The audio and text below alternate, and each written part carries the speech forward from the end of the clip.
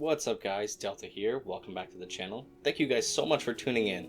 Today we are going to be discussing a pretty big topic right now, that being the issue of the Division Heartland's launch window, specifically how the proposed release date could be potentially problematic for the game's success in the long run. I briefly touched on this topic previously in my video about Division Heartland and whether it will appear at Gamescom in 2021, but I wanted to make a full video discussing Ubisoft's time frame between Heartland's release and the arrival of the new content for the Division 2. The main issue, aside from the fact that we still don't have a specific release date, is that the launch window of the Division Heartland coincides with the release of huge annual titles such as Call of Duty in November, as well as the brand new Battlefield 2042 game that is supposed to be releasing at the end of October, not to mention the upcoming Halo Infinite release. While a release in this window doesn't necessarily mean that the game won't be successful, these external factors will definitely make it much harder for this game to gain traction in the wider gaming community if it chooses to compete with these titles. These games have the capability to drown out any other game that tries to release in the same window of time, simply because of their brand recognition. Now, that's not saying that Ubisoft isn't an established brand, but let's be honest. Do we really think that Heartland will be able to stand up to the new Battlefield, or the brand new Halo for that matter? Ubisoft has stated that the standalone Division Heartland will be releasing in 2021 to 2022 on PC, consoles, and cloud gaming platforms. As you can see, the release date is pretty nebulous and it's not set in stone, but chances are it will be coming out before the end of the year. I say this because of the Division 2's content release schedule, which was announced at the same time as the Division Heartland's. The Division 2's new content is supposedly releasing after Heartland but before the end of the year. This would put the Division Heartland squarely in the 2 to 3 month period where the gaming world's attention will be focused solely on all of those games I previously mentioned.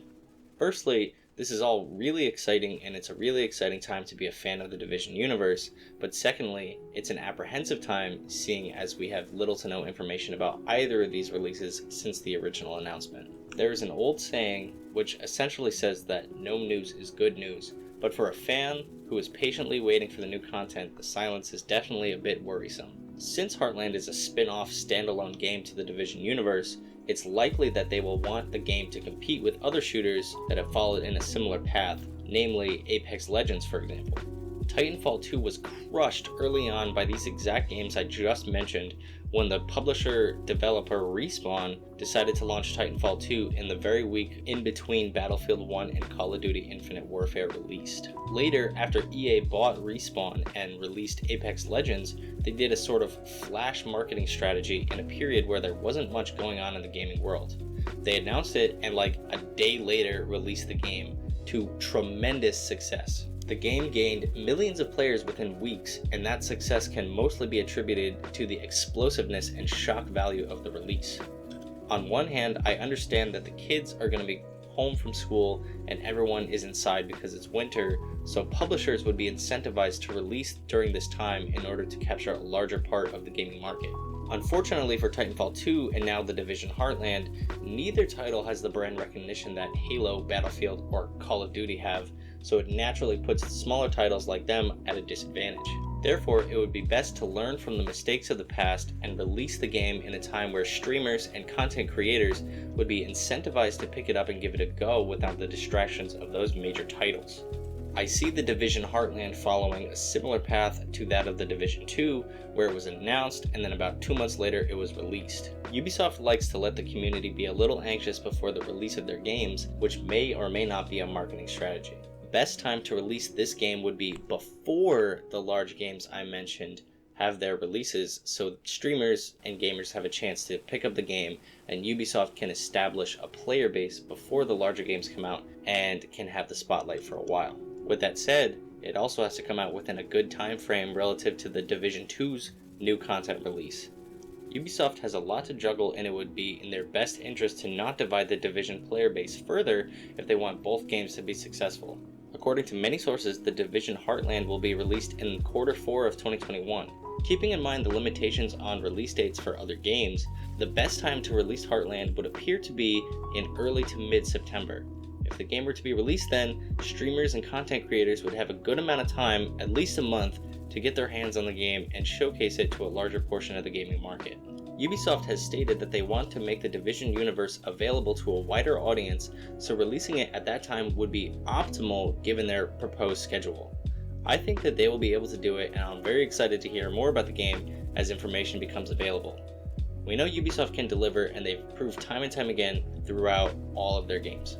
To finish this video off, I'd like to mention a little bit about competition in the gaming market and competition between publishers in such a saturated market. Ubisoft is one of many AAA studios that have multiple games running at the same time, and at the end of the day, they are a business. They have a bottom line to maintain, and they have marketers and data analysts who look at data and identify the best window to release a game to optimize profits. At the end of the day, publicly traded companies like Ubisoft and Activision have shareholders that they need to appease. Video games are a product to those types of companies, and that's how they make their money, and sometimes their actions are not always at the benefit of the community or aligning with the community's interests. Gamey Daddy brings up an interesting point about separating the video game product and the developer and looking at the relationship as purely transactional, since that's how the publisher sees the gamer. I tend to agree with him on this point, seeing that if the game doesn't deserve my money, for what reason should I give it to you? Publishers need to earn your money. It seems that by creating hype and anticipation, people are more willing to let go of their wallets because, oh my god, it's finally here, the game I've been waiting for so long, you know? That's how publishers and developers essentially prime the customer into giving them their money without actually earning it. These people have been studying the gaming market for a lot longer than many of us who aren't developers, and they have risen to the top of their respective fields. So I do trust that the developers and market strategists will release the game when they feel it's the right time. However, the Division community is a very mature one, and I hope that the developers will take their time to ensure that they deserve the community's money and essentially their trust, since they know that they have burned the community in the past. I don't think that they're eager to repeat that mistake again, since the gaming market is super saturated and the gamer can go play Destiny 2 or Warframe or any other free looter shooter titles, or even Borderlands or something. The moral of the story is be a critical consumer. Make the publisher earn your money. I know that Heartland is being marketed as free to play, but I assume the Division 2's new content will be locked up behind a paywall. But this sentiment applies to every game out there on the market.